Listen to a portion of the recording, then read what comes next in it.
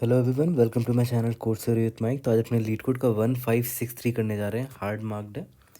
Motivation देखते हैं। Every now and then you will feel demotivated. ये हमेशा हर किसी के साथ होता है। आज या कल, आज अगर ठीक है तो कल डीमोटिवेटेड फील हो रहा है, कुछ नहीं हुआ तो डीमोटिवेटेड फील हो रहा है। कभी ना कभी ऐसा टाइम आता है सभी के साथ। इट हैपन्स विद एवरीवन, है ना। If you still kept going, you will see you have reached ahead of others because most of them quit. आधा से ज़्यादा लोग उधर ही क्विट कर देते हैं, लेकिन अगर आपने उस फेज़ को पार कर लिया तो आप बहुत लोगों से ऑलरेडी आगे निकल चुके होगे, क्योंकि most of the people quit at that time. Okay. 1560 stone game part 5। There are several stones arranged in a row and each stone has an associated value which is an integer given in the array stone value. In each round of the game, Alice divides the row into two non-empty rows. मतलब अगर एक given array है तो हर move में Alice क्या करती है, इस एरे को दो भाग में तोड़ती है। वो दो भाग ज़रूरी नहीं कि इक्वल हो, मतलब एकदम मिड में ज़रूरी नहीं कि वो तोड़ेगी। वो इधर भी तोड़ सकती है, इधर भी तोड़ सकती है, इधर भी कहीं पर भी तोड़ सकती है। ठीक है। Left row and right row. Then Bob calculates the value of each row, which is the sum of the values of all the stones in this row. Bob throws away the row which has the maximum value, and Alice's score increases by the value of the remaining row. If the value of the two rows are equal, Bob lets Alice decide which row will be thrown away. The next round starts with the remaining row. मतलब simple सी बात है कि एक आपको array given है, मान लेते हैं 1 2 3 4। तो एलिस ने अगर मान लेते हैं यहाँ पर डिवाइड करने का सोचा, मान लेते हैं इधर डिवाइड करने का सोचा। ओके। तो लेफ्ट साइड का सम कितना है, 3 है। राइट साइड का सम कितना है, 7 है। तो बॉब पता है क्या करता है, जिस साइड का सम बड़ा है उसको हटा देता है पूरा पिक्चर से, और जो बच जाता है उसका जो सम है वो एलिस का स्कोर होता है। एलिस का स्कोर कितना है, 3 है। अब क्या होगा कि सिंस ये वाला पिक्चर से हट चुका है, तो एलिस सेम काम अब इस हाफ में करेगी। वो फिर से वही काम करेगी कि वो इसको फर्दर किसी बीच में कहीं से भी इसको डिवाइड करेगी। लेफ़्ट का सम कितना है, 1 है। राइट का सम कितना है, 2 है। तो जो बड़ा सम वाला है वो बॉब फिर उसको हटा देगा, ये पिक्चर से हट गया। जो छोटा वाला सम है उसका ऐड हो जाएगा एलिस के स्कोर में। अब जब एक एलिमेंट बचा तो इसको तो फर्दर डिवाइड नहीं किया जा सकता, तो यहीं पर रुक जाएंगे हम लोग, है ना। The game ends when there is only one stone remaining. Alice's score is initially 0. Return the maximum score that Alice can obtain. Okay. जैसे यहाँ पर देखो 6 2 3 4 5 5 है। तो यहाँ पर एलिस ने क्या किया, यहाँ पर ब्रेक किया इस पूरे एरे को। तो लेफ्ट साइड का सम कितना है, 11 है। राइट साइड का सम कितना है, 14 है। तो राइट साइड को बॉब ने हटा दिया, बच गया सिर्फ लेफ्ट साइड वाला सम, 6 2 3। तो सम कितना था, 11 था। तो एलिस को 11 मिला। ओके। अब फिर एलिस ने डिसाइड क्या किया कि वो यहाँ पर डिवाइड करेगी, है ना। अब देखो हमें नहीं पता कि किधर डिवाइड करना बेटर होगा, बट मैं बस यहाँ पर बेस्ट आंसर किससे मिलेगा वो बता रहा हूँ। यहाँ पर मान लेते डिवाइड किया उसने। लेफ्ट साइड का सम 6 है, राइट साइड का सम 5 है। तो लेफ्ट साइड का सम बड़ा है तो ये हट जाएगा। राइट साइड का सम छोटा है तो वो यहाँ पर ऐड हो गया। और इसके बाद एलिस फिर सेम काम इस हाफ के साथ करेगी, 2 3 के साथ। एलिस ने यहाँ डिवाइड किया। लेफ्ट साइड का सम 2 है, राइट साइड का सम 3 है। तो ये हट जाएगा, छोटा वाला इसमें ऐड हो जाएगा। अब सिर्फ एक ही एलिमेंट है तो यहीं पर रुक जाएंगे। कितना हो गया, आंसर 18 है मेरा। ये बेस्ट आंसर है। आप कुछ और भी ट्राई करोगे तो आपको इससे अच्छा आंसर नहीं मिलेगा। ओके। तो बाकी और भी एग्जांपल आप देख सकते हो। थॉट ये कंस्ट्रेंट देख लेते हैं पहले। कंस्ट्रेंट दे रखा है स्टोन वैल्यू डॉट लेंथ 500 दे रखा है। ओके। और स्टोन वैल्यू आई जो है 10⁻6 दे रखा है। देखते हैं हमारा थॉट प्रोसेस क्या होगा, कैसे सॉल्व करेंगे इस प्रॉब्लम को हम लोग। तो अभी जस्ट मैंने आपको बताया ना कि जो मेरा स्टोन वैल्यू वाला एरे है, मान लेते हैं वो 1 2 3 4 है। तो यहाँ पर क्लियरली ऑप्शन है ना एलिस के पास कि वो या तो यहाँ पर लाइन ड्रॉ कर सकती है, या तो यहाँ पर लाइन ड्रॉ कर सकती है, या तो यहाँ पर लाइन ड्रॉ कर सकती है।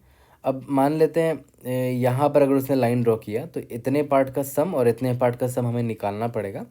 फिर हमें कंपेयर करना पड़ेगा कि कौन सा छोटा है। अगर ये छोटा हुआ, यहाँ पर देखो ये वाला छोटा है, इसका सम 1 है, इसका सम कितना है, 9 है। तो इस केस में क्या होगा, बड़ा वाला सम वाले को हम हटा देंगे और छोटे वाले सम के साथ कैरी आउट करेंगे। छोटे वाले का सम कितना है, 1 है। ओके। अब इसी पर रिमेनिंग गेम चलेगा इस हाफ में। सिंस यहाँ पर एक ही एलिमेंट है तो गेम यहीं पर रुक जाएगा। इस केस में स्कोर है एलिस का सिर्फ 1 आया स्कोर। अब हो सकता है एलिस ने यहाँ डिवाइड करने का सोचा होता, तो उस केस में आंसर क्या होता? लेफ्ट साइड का सम 3 है, राइट साइड का सम 7 है, तो मिनिमम वाला एलिस के सम में ऐड होता 3, और ये बड़ा वाले को बॉब इग्नोर कर देता 3 प्लस। अब फर्दर सेम गेम एलिस इस हाफ में चलेगी, देख रहे हो? तो याद है जो बड़ा वाला प्रॉब्लम था, वहाँ पर जो काम कर रहे थे हम लोग डिवीजन वाला, सेम डिवाइड होने के बाद सेम काम यहाँ पर भी कर रहे हैं, है ना? तो देखा है, तो ये बस छोटा सा सब प्रॉब्लम है एक तरह का। ओके, और यहाँ पर एक तो आपको समझ में आ गया कि सब प्रॉब्लम जैसा आपको दिख रहा है, मतलब एक बड़ा प्रॉब्लम है, एकदम सेम काम आप उस छोटे प्रॉब्लम सब प्रॉब्लम में कर रहे हो। ओके, और दूसरी चीज़ आपने देख ली कि यहाँ पर ऑप्शन है एलिस के पास। एक बार उसने सोचा कि यहाँ पर वो कट करेगी, या फिर यहाँ पर कट करेगी, या फिर यहाँ पर कट करेगी। अब जब ऑप्शन है तो क्लियरली मुझे लग गया कि यार रिकर्शन तो लिखा जा सकता है पक्का। और हाँ, कल जो मैंने वीडियो अपलोड किया था ना, ये स्टोन गेम 9 था ना, पार्ट 9 था वो, स्टोन गेम पार्ट 9 था, उसको भी रिकर्शन से सॉल्व किया जा सकता था। मेरी तबीयत ठीक नहीं थी तो वैसे मैंने टाइम नहीं दिया इतना इस पर, बट रिकर्शन से भी आप ट्राई कर सकते हो। किसी ने कमेंट में रिकर्शन का कोड भी शेयर किया है, and I am really glad कि समवन ट्राइड इट। आप भी ट्राई करना। तो यहाँ पर इस प्रॉब्लम में भी साफ दिख रहा है कि ऑप्शन है यहाँ पर एलिस के पास कि वो कहाँ पर लाइन ड्रॉ करे। क्लियरली हम रिकर्शन लिख सकते हैं। तो देखो, स्टार्ट अगर मैं करूँ तो इनिशियली एलिस के पास ये पूरा का पूरा एरे ऑप्शन में है कि वो या तो यहाँ लाइन ड्रॉ करे, या तो यहाँ लाइन ड्रॉ करे, या तो यहाँ लाइन ड्रॉ करे। मतलब देखा है तो अगर ये इंडेक्स नंबर 0 है, ये इंडेक्स नंबर n-1 है, तो इसको पॉइंटर ऐसे ले लो, इसको l मान लो, इसको r मान लो। तो एलिस कहाँ कहाँ लाइन ड्रॉ कर सकती है? वो या तो इंडेक्स l के लिए के तरफ, जहाँ पर इंडेक्स l है वहाँ लाइक लाइन ड्रॉ कर सकती है। तो उस केस में क्या होगा, यहाँ 1 और राइट साइड में 2 3 4 हो जाएगा। अगर उसने यहाँ पर ड्रॉ किया तो उस केस में 1,2 और यहाँ पर 3,4 हो जाएगा। और अगर उसने यहाँ लाइन ड्रॉ किया तो 1,2,3 हो जाएगा। ये कौन सा इंडेक्स है? 0 1। इंडेक्स नंबर 2 पर अगर उसने ड्रॉ किया तो 1,2,3 और राइट साइड में 4 आ जाएगा। क्या वो इंडेक्स नंबर आर, यानी कि सॉरी इंडेक्स नंबर n-1 यहाँ पर ड्रॉ कर सकती है क्या? नहीं, क्योंकि अगर उसने यहाँ ड्रॉ किया तो लेफ्ट साइड का पूरा एलिमेंट ये हो गया, राइट साइड में कुछ है ही नहीं, है ना? जबकि ऐसा नहीं कर सकते हम लोग। ओके, क्योंकि प्रॉब्लम में साफ साफ दे रहा है 2 नॉन एम्प्टी रोज में हमें इसको तोड़ना है ना? यहाँ पर एक ये हो जाएगा, नेक्स्ट सेकंड राइट साइड में कुछ है ही नहीं, तो ये हम नहीं कर सकते। यानी कि एलिस कहाँ कहाँ पर ये लगा सकती है लाइन, डिवाइड कहाँ कहाँ पर कर सकती है? इंडेक्स नंबर 0 पर, यानी कि यहाँ पर, इंडेक्स नंबर 1 पर, यानी कि यहाँ पर, इंडेक्स नंबर 2 पर, यहाँ पर, है ना?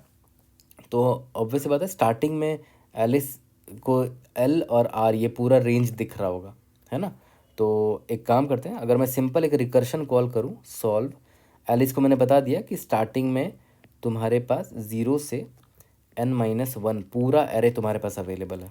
ओके, तो एलिस बोलेगी ठीक है, इंट सॉल्व, इंट एल हो गया और इंट आर हो गया। ओके, तो अब एल से आर जब अवेलेबल है तो कहाँ कहाँ पर वो लाइन ड्रॉ कर सकती है? इंडेक्स नंबर एल पर, l+1 पर, l+2 पर, जस्ट आर से एक पहले तक लाइन ड्रॉ कर सकती है। तो एल बोलेगी ठीक है, मैं सारे ऑप्शन यहाँ पर ट्राई मार लेती हूँ। फॉर इंट, जहाँ पर वो लाइन ड्रॉ कर रही है उसको मिड मान लेते हैं। Okay, mid is equal to L पर ड्रॉ कर सकती है, mid less than equal to r-1 तक, है ना? r-1 तक वो लाइन ड्रॉ कर सकती है, मिड प्लस प्लस। ओके, और जब ये सारे ऑप्शन हम एक्सप्लोर कर रहे हैं तो जब अगर मैंने मिड पर यहाँ लाइन ड्रॉ किया है, यानी कि अगर मान लेते हैं मेरा जो मिड है, अभी मान लेते हैं एल यहाँ पर है और आर यहाँ पर है, मान लेते हैं मिड मेरा जो है वो यहाँ पर कहीं पर है, इंडेक्स नंबर 1 पर है। तो ऑब्वियस बात है, लेफ्ट हैंड साइड में एल से लेकर मिड तक का एरे है। ओके, लेफ्ट हैंड साइड में, तो लेफ्ट हैंड साइड का सम मैं निकाल लेता हूँ, int left sum is equal to L से लेकर मिड तक का सम निकाल लो। और यहाँ पर ऑब्वियस है फॉर लूप लगा के सम तो निकालोगे नहीं, बेकार में आप कॉम्प्लेक्सिटी बढ़ाओगे वैसे करके। हम क्या करेंगे, अगर मुझे एल से लेकर मिड तक का सम चाहिए, किसी भी गिवन रेंज का सम चाहिए एक एरे में, तो मैं आराम से उसका प्रीफिक्स सम निकाल लूँगा। प्रीफिक्स सम से क्या होगा कि मैं कांस्टेंट टाइम में किसी भी दो इंडेक्स के बीच का सम निकाल सकता हूँ, है ना। मान लेते हैं मुझे एल से लेकर आर तक का सम चाहिए, तो मैं सिंपली क्या करूँगा, prefix sum till index R minus prefix sum till N minus one, है ना। तो जैसे यहाँ पर देख लो, इसका सम निकालते हैं 1 3 6 10 हो गया। मान लेते हैं मुझे इंडेक्स नंबर 1 से लेकर 3 तक का सम चाहिए, तो मैं क्या करूँगा, इंडेक्स नंबर 3 तक का ओवरऑल प्रीफिक्स सम ले लूँगा 10, माइनस 1 से चाहिए था तो 1 से जस्ट पहले तक का प्रीफिक्स सम ले लो, यानी कि 1, 10 माइनस 1 दैट इज़ 9। ओके, तो देखो ये जो सम है 9 ही है ना, निकल कर 9 ही आ गया। तो बस सिंपल प्रीफिक्स सम से मैं इसको निकालूंगा यहाँ पर। तो इसको एल से लेकर मिड तक का जो सम होगा मैं उसको कैसे निकालूंगा, एक प्रीफिक्स सम नाम का एरे ले लूँगा, क्यूमुलेटिव सम बोल दो या तो उसको, क्यूमुलेटिव सम टिल मिड, एल से मिड तक का चाहिए ना, माइनस क्यूमुलेटिव सम एल माइनस वन, क्योंकि ये कहाँ से कहाँ तक है, एल से लेकर मिड तक का सम मुझे चाहिए। सिमिलरली इंट जो राइट सम होगा वो मुझे चाहिए क्यूमुलेटिव सम मिड प्लस वन से लेकर आर तक, मिड प्लस वन से लेकर आर तक। तो मैं क्या करूँगा, मिड आर तक का सम निकालूंगा minus cumulative sum of mid, है ना। ये कहाँ से कहाँ तक का सम दे रहा है, मिड प्लस वन से लेकर आर तक का सम दे देगा मुझे, है ना। और यहाँ पर आप ये चेक लगा लेना, ये जो एल माइनस वन जो आप कर रहे हो, ये index out of bound check लगा लेना, कहीं ये नेगेटिव तो नहीं है ना, ये चेक लगा लेना आप। ओके, आपको लेफ्ट सम मिल गया, राइट सम मिल गया। अब आपको बस इतना चेक करना है कि अगर left sum less than right sum है, उस केस में एलिस का स्कोर क्या होगा। यहाँ पर एक वेरिएबल ले लेते हैं, int score is equal to 0 ले लेते हैं, और यहाँ पर score will be equal to max of already score का जो भी वैल्यू है, कॉमा।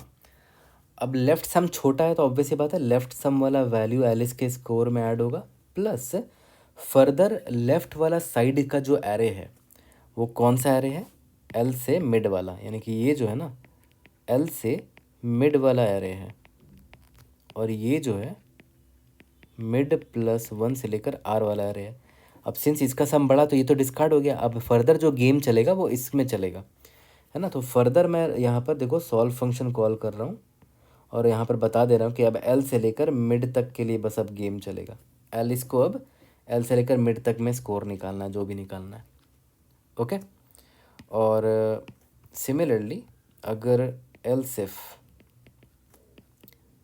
अगर left sum is equal to right sum हो गया तो, सॉरी लेफ्ट सम अगर ग्रेटर देन राइट सम हो गया तो ऑब्वियसली राइट सम छोटा है, तो हम सेम काम करेंगे, बस इस बार राइट सम ले लेंगे। यहाँ पर लेफ्ट सम की जगह राइट सम ले लेंगे, और हमारा जो एरे होगा अब हम राइट साइड वाला एरे लेंगे, यानी कि मिड प्लस वन से लेकर आर वाला एरे लेंगे। और अगर दोनों इक्वल हुआ, एल्स अगर दोनों इक्वल हो गया, तब तो ऑप्शन है मेरे पास कि मैं दोनों में से किसी को भी ले सकता हूँ, लेफ़्ट वाले को भी राइट वाले को, तो मुझे दोनों ट्राई करना पड़ेगा। तो उस केस में क्या करेंगे, score is equal to maximum of score का ऑलरेडी जो भी वैल्यू था, कॉमा लेफ़्ट वाले को ले लो, सॉल्व एल कॉमा मिड, और जब लेफ़्ट वाले को ले रहे हो तो लेफ़्ट वाले का सम भी ऐड करना पड़ेगा, कॉमा एक तो ये पॉसिबल स्कोर का ऑलरेडी जो वैल्यू था वो, या फिर आपने लेफ़्ट वाले को ले लिया या फिर आपने राइट वाले को ले लिया। अगर राइट वाले को लिया तो मिड प्लस वन से लेकर आर तक का फर्दर गेम होगा, और सिंस आपने राइट वाले को लिया तो उस केस में राइट सम आपके में ऐड होगा। तो ये 3 पॉसिबल ऑप्शन है, ऑलरेडी स्कोर का जो वैल्यू था, या फिर आपने लेफ़्ट वाले को ले लिया, या फिर आपने राइट वाले को ले लिया, है ना। क्योंकि इस केस में क्या है, दोनों सम इक्वल है, left sum is equal to right sum है, तो वाले इसके पास ऑप्शन है, दोनों में से किसी को भी लेकर वो ट्राई मार सकती है, जिससे बेस्ट आ जाए वो मेरा बेस्ट आंसर होगा। लास्ट में रिटर्न में क्या कर दूंगा, एलिस का जो भी बेस्ट स्कोर होगा वो रिटर्न कर दूंगा। ओके, इतना सा था यहाँ प्रॉब्लम। और यहाँ पर अगर आप नोटिस करो इसको हम आराम से मेमोराइज भी कर सकते हैं, है ना। और बहुत सारे रिपीटिंग सब प्रॉब्लम्स आएंगे अगर आप इसका प्रॉपर ट्री डायग्राम बनाओगे तब। आप चाहे तो ट्री डायग्राम बना सकते हो, but I think tree diagram बनाने की ज़रूरत नहीं है, काफ़ी सिंपली यहाँ पर ऑब्जर्व होगा कि क्या अप्रोच होना चाहिए। मेमोइज जब करेंगे तो देखो दो पैरामीटर्स चेंज हो रहे हैं, एल और आर, तो मेमोराइजेशन एरे भी मेरा 2 होगा। ओके, तो यहाँ पर n+1 साइज़ का ले लेंगे, n+1 साइज़ का ले लेंगे, क्योंकि एल और आर मेरा क्या है, इंडेक्स है। तो टाइम कॉम्प्लेक्सिटी कितना हो जाएगा, टोटल इतने स्टेट्स हैं, एन और एन मान लो, ओ ऑफ एन स्क्वेयर, इतने स्टेट्स हो गए। लेकिन हर स्टेट के लिए देखो अंदर एक फॉर लूप चल रहा है, ये रहा, एल से लेकर आर तक का फॉर लूप चल रहा है, जिसका time complexity O of N है वर्स्ट केस में। तो अंदर एक फॉर लूप जो चल रहा है उसकी वजह से देखो ये ओ ऑफ एन क्यूब सोल्यूशन हो गया, है ना। और अगर आप कंस्ट्रेंट को देखोगे तो एन जो दे रखा है वो 10 कितना दे रखा है, 500 दे रखा है ना। एन का जो वैल्यू है वो 500 गिवन है, तो ऑब्वियस सी बात है 500 का क्यूब, क्योंकि यहाँ एन क्यूब है तो 500 का क्यूब का जो वैल्यू है वो अप्रॉक्सीमेटली होता है, अप्रॉक्सीमेटली 1.25 इंटू 10⁸। मतलब 10⁸ को जस्ट टच किया है इसने, तो एक्सेप्ट हो सकता है ये सोल्यूशन, है ना। डिपेंड करता है कितने टाइट टेस्ट केसेस डाले हैं लीड कोड ने, है ना। तो वो अभी हम लोग करके देख लेंगे, बट हाँ मेमोइज हम करेंगे और फिर सेम कोड को हम इस्तेमाल करके बॉटम अप में भी कन्वर्ट करेंगे, बट पहले इस कोड को हम सबमिट करके देख लेते हैं। तो चलो ऐसा कोड कर लेते हैं, n स्टोन वैलिडेट साइज ले लिया और क्यूमुलेटिव सम निकालने के लिए एक एरे ले लेते हैं। स्टार्टिंग में सभी का वैल्यू 0 है क्यूमुलेटिव सम में, और cumulative sum of 0 will be equal to stone value of 0। उसके बाद पूरा रिमेनिंग क्यूमुलेटिव सम वाला एरे निकाल लेते हैं, i less than n, i plus plus क्या होता है, cumulative sum of i will be equal to cumulative sum of i-1 plus stone value. तो ये हमने क्यूमुलेटिव सम निकाल लिया है। अब हम आराम से रिटर्न सॉल्व फंक्शन कॉल करेंगे और एलिस को बता देंगे कि तुम्हारा रेंज जो है 0 से लेकर n-1 तक है, और क्यूमुलेटिव सम को यूज़ करके हम कांस्टेंट टाइम में सम निकाल सकते हैं किसी भी रेंज का। तो ये मैंने भेज दिया है यहाँ पर। अब बस हमें सॉल्व फंक्शन लिखना है, इंट सॉल्व इंट एल, ये लेफ़्ट वाला इंडेक्स है, इंट आर हमारे रेंज का राइट इंडेक्स है, और वेक्टर ऑफ इंट क्यूमुलेटिव सम है हमारा। ओके, और समझाते वक्त मैंने बेस केस आपको नहीं बताया था। बेस केस सिंपल क्या होगा, एक समय ऐसा आएगा ना जब एल जो है वो ग्रेटर देन या इक्वल टू आर हो जाएगा। इसका मतलब क्या हुआ कि भाई एल क्रॉस कर गया आर को, मतलब अब हम फर्दर डिवाइड नहीं कर सकते, तो एल इसका स्कोर कुछ नहीं होगा। उस केस में एल इसका स्कोर 0 होगा, है ना, 0 score, no further division possible. Okay, अब int score is equal to 0 ले लेते हैं। अब ट्राई मारते हैं सारा पॉसिबल डिवीजन इंडेक्स को, तो मिड ले लेते हैं वेरिएबल का नाम, mid is equal to L से स्टार्ट होगा, mid is less than equal to R -1 mid plus plus. Okay, int left sum निकालेंगे पहले, तो ये कहाँ से कहाँ तक का सम होगा, एल से लेकर मिड तक का सम होगा। तो इसको कैसे निकालेंगे, cumulative sum of mid minus cumulative sum of l-1। But यहाँ पर चेक कर लेना कि l-1 आउट ऑफ बाउंड नहीं होना चाहिए, तो l-1 अगर ग्रेटर देन इक्वल टू 0 है तब दिस इज़ वैलिड, अगर ऐसा नहीं है तो 0 ऐड कर देना सब्ट्रैक्ट। ओके, और int right sum will be equal to, ये कहाँ से कहाँ तक है, मिड +1 से लेकर आर तक का है ना। तो cumulative sum of R minus cumulative sum of mid +1 -1, तो मिड भी लिख सकते हो इसको। ओके, तो मुझे लेफ्ट सम और राइट सम कांस्टेंट टाइम में मिल चुका है। बस मुझे सिंपली चेक करना है कि अगर लेफ्ट सम मेरा राइट सम से छोटा हुआ तो उस केस में स्कोर क्या होगा, max of score comma left sum छोटा है तो लेफ्ट सम ऐड होगा एल इसके स्कोर में, प्लस फर्दर सॉल्व फंक्शन में कॉल कर दूंगा, एल से लेकर मिड तक का अब एरे है मेरा, और क्यूमुलेटिव सम मेरा ये हो गया। ओके, एल्स इफ अगर लेफ्ट सम जो है ग्रेटर देन निकल गया राइट सम से, मतलब इस केस में राइट सम छोटा है, तो सेम चीज़ बस होगा, बस इस बार क्या होगा कि एलिस जो है वो राइट सम ले लेगी, राइट सम, और ये राइट वाला एरे में फर्दर गेम चलेगा, तो ये मिड प्लस वन से लेकर आर तक चलेगा। एल्स दोनों स्कोर इक्वल है तो दोनों साइड ट्राई मार के देखना पड़ेगा जिससे मुझे बेस्ट आंसर मिले। तो score will be equal to max of score comma, या तो लेफ्ट वाला ले लो यानी कि ये, या फिर राइट वाला ले लो यानी कि ये। ओके, तो ये बाकी सब कुछ ट्राई करने के बाद रिटर्न स्कोर कर देंगे। एक बार रन करके देख लेते हैं। कहीं पर कुछ मिस हुआ है। अच्छा, स्टोन वैल्यू ऑफ यहाँ पर आई होगा। रन करके देखते हैं। ओके, एग्जाम्पल टेस्ट केस पास हो गया। इसको मेमोराइज अभी ही कर लेते हैं। तो कंस्ट्रेंट में साफ साफ दे रखा है कि जो एन का मैक्सिमम लेंथ है 500 जा सकता है। तो मैं एक काम करता हूँ, यहाँ पर इंट टी 501 501 ले लेता हूँ। ओके, अब इसको इनिशियलाइज़ कर लेता हूँ। यहाँ पर मैं से t-1 से सभी को इनिशियलाइज कर लेता हूँ, साइज ऑफ t। अब यहाँ पर सब कुछ करने से पहले इधर ही चेक कर लूँगा कि if t of l comma r is not equal to -1, return t of l r। Okay, और यहाँ पर आंसर को स्टैंड करने से पहले यहाँ पर मेमोराइज कर लेंगे। सबमिट करके देखते हैं एक बार। Great, we have pass all the test cases. अब एक काम करते हैं, इसी को बॉटम अप में कन्वर्ट करते हैं। तो देखो ध्यान से कि बॉटम अप इसका हम लोग कैसे लिखेंगे। सबसे पहले तो ये पता है हमें कि जो रिकर्शन वाला कोड था वहाँ पर एल और आर दो पैरामीटर चेंज हो रहे थे। तो बॉटम अप में भी हम मेमोराइजेशन के लिए बॉटम अप कोड लिखने के लिए भी जो एरे लेंगे वो 2D एरे लेंगे। ओके, इसका साइज़ n+1, इसका साइज़ n+1 कर दो, और स्टार्टिंग में इसकी सभी की वैल्यू अभी के लिए 0 डाल दो।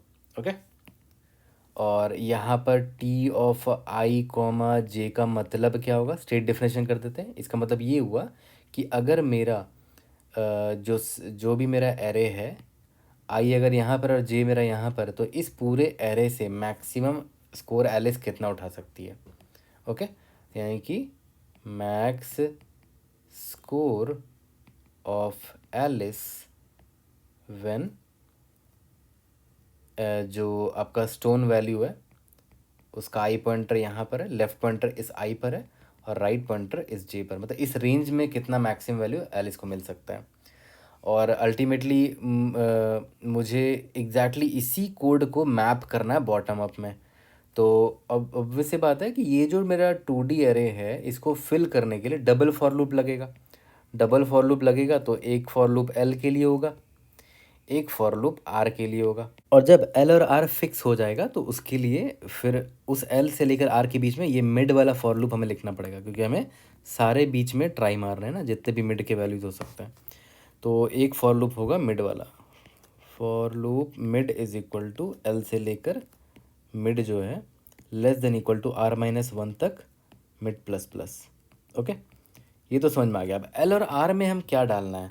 L is equal to 0, L is less than N, L plus plus, R is equal to 0, R is less than N, R plus plus. क्या ये सही है। अब याद करो, मैंने हमेशा क्या बोला कि एल अगर लेफ्ट हैंड साइड में है तो आर हमेशा राइट साइड में होगा। तो एल मतलब अगर एल यहाँ पर तो आर या तो एल के बराबर होगा, या फिर अगर आर एल के बराबर है तो मतलब सिर्फ एक एलिमेंट है, तो एक एलिमेंट का तो आंसर 0 होगा। तो आर हमेशा एल से एक बड़ा होगा। तो आर एल अगर यहाँ पर है तो आर यहाँ पर होगा, तो दो एलिमेंट आ जाएगा। फिर आर यहाँ पर होगा, फिर आर यहाँ पर होगा, एंड सो ऑन। तो आर एक्चुअली में 0 से नहीं स्टार्ट करेंगे, आर l+1 से स्टार्ट होगा, क्योंकि l का जो भी वैल्यू होगा आर उसके जस्ट राइट हैंड साइड में होगा। तो आर का वैल्यू l+1 से लेकर R less than N R plus plus होगा। ओके, अब यहाँ पर एक चीज़ नोटिस करने वाली बात है, l इज इक्वल टू 0 से लेकर l less than N L plus plus जो है, अगर आप यहाँ पर नोटिस करो, जो हमें निकालना है t of l comma R, जो हमें निकालना है वो किस पर डिपेंड करेगा। t ऑफ याद करो रिकर्शन जब हम कॉल करते थे तो एल से लेकर मिड तक कॉल करते थे, है ना, और मिड प्लस 1 से लेकर आर तक कॉल करते थे। अब इसी को अगर आप बॉटम अप के स्टाइल में लिखेगा तो इस सॉल्व की जगह बस टी कर दो, और एल कॉमा मिड था ना, तो यहाँ पर एल लिख दो और यहाँ पर मिड लिख दो। ओके, और यहाँ पर इस सॉल्व की जगह टी लिख दो और ये मिड प्लस 1 और इसको आर कर दो, यानी कि मिड प्लस 1 हो गया और ये आर हो गया। अब यहाँ पर एक गड़बड़ है। तो गड़बड़ क्या है कि मुझे निकालना है एल कोमा आर का वैल्यू, और मैं किसकी मदद से निकाल रहा हूँ, इसकी मदद से और इसकी मदद से। ये मिड प्लस वन देखो तो ये एक्चुअली में एल से बड़ा है, क्योंकि मिड का वैल्यू देखो ना एल, फिर एल से ज़्यादा भी जा रहा है। मिड का वैल्यू एल से बड़ा भी हो सकता है, बट एल हमने अभी एल का मान लेते हैं ज़ीरो वाला वैल्यू निकाल रहे हैं, और ये जो एल मिड प्लस वन जो है वो एल से बड़ा है, वो वैल्यू अभी तक हमने फिल किया ही नहीं होगा अपने 2D अरे में। जो मेरा 2D अरे होगा, है ना, हम एल ज़ीरो और आर मान लेते हैं, ये मेरा एल है, L is equal to zero है, ये R is equal to zero, R is equal to one and so on. तो जब एल ज़ीरो है तो देखो T is equal to mid plus one, यानी कि टी इज इक्वल टू, अगर मिड का वैल्यू अगर एल के बराबर हुआ तो T is equal to L plus one comma R हो जा रहा है, जबकि मैंने एल प्लस वन यानी कि L is equal to one के लिए अभी तक आंसर निकाला ही नहीं है। तो फ्यूचर के आंसर अभी हमें पता ही नहीं है, तो ऐसे केस में मैं हमेशा क्या बोलता हूँ, रिवर्स चलाओ फॉर लूप को, है ना। मतलब फ्यूचर के आंसर पहले निकाल लो। तो यहाँ पर एल को मैं एन माइनस वन से स्टार्ट करूँगा, है ना, ओके। और एल फिर greater than equal to zero तक चलेगा, L minus minus, okay.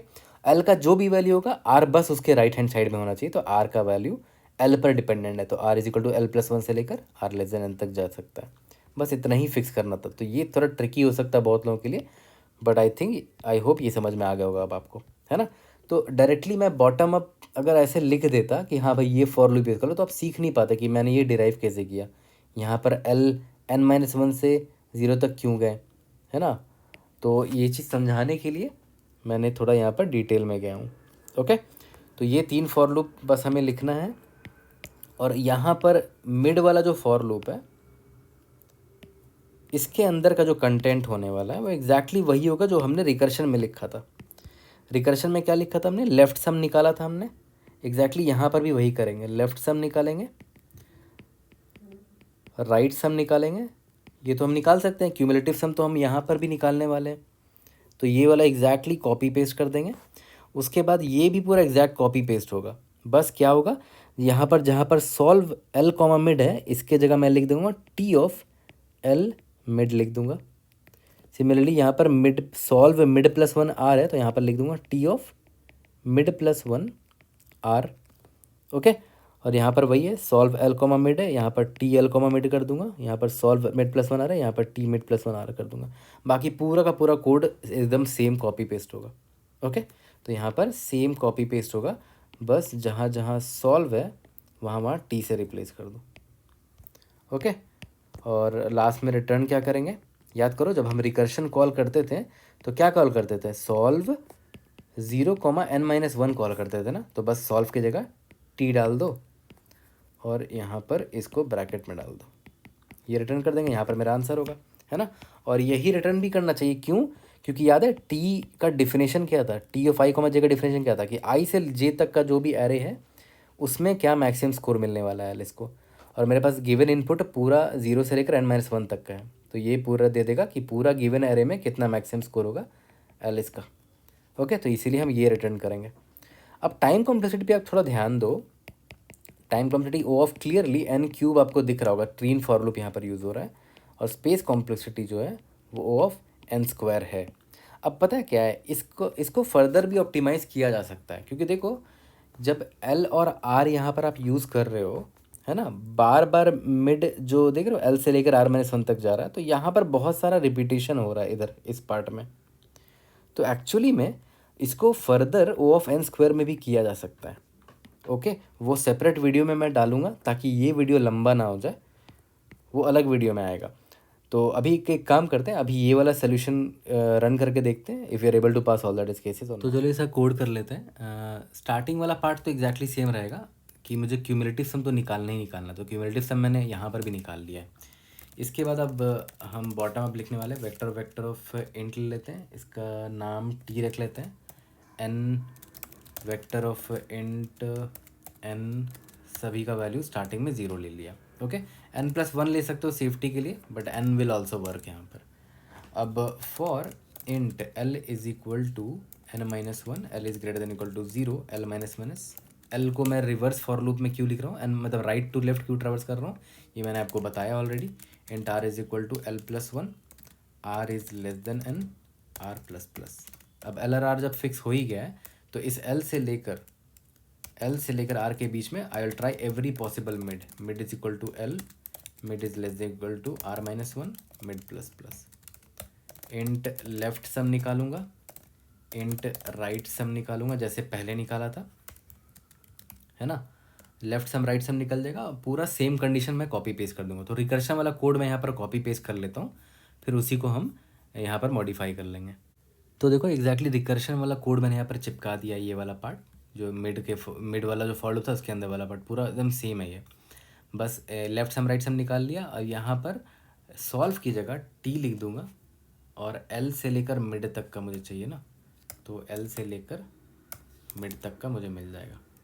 Okay, similarly यहाँ पर भी सॉल्व की जगह टी लिख दो, ये मिड प्लस वन से लेकर आर तक का मुझे चाहिए, वो मिल जाएगा यहाँ से। ओके, और सिमिलरली ये मैं यहाँ भी कॉपी कर देता हूँ, इस लेफ्ट वाले सम को ले लिया और राइट वाले सम को ट्राई मार लिया। ओके, तो हमने यहाँ पर सारी चीज़ें ट्राई कर ली हैं। अब हम रिटर्न करके इसको चेक कर, अच्छा हाँ, और जब ये फॉर लूप जब ख़त्म हो जाएगा तो हमें T of L comma R का आंसर मिल चुका होगा। T of L comma R will be equal to जो मेरा मैक्सिमम स्कोर यहाँ पर रहा होगा, int score is equal to 0। अब लास्ट में रिटर्न क्या करना है, T of 0 comma N minus one. इसको सबमिट करके देखते हैं।